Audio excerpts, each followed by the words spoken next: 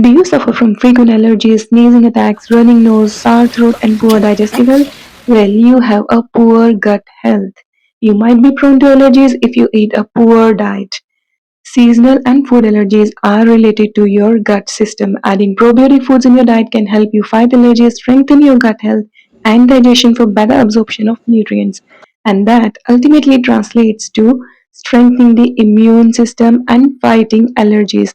So, say bye bye to allergies and say hello to healthy food and probiotics and bye bye to food allergies and allergies of all types. So now you can build your immunity by focusing on gut health. And if you're interested in knowing how to make homemade probiotics, leave me a comment. Let's get connected.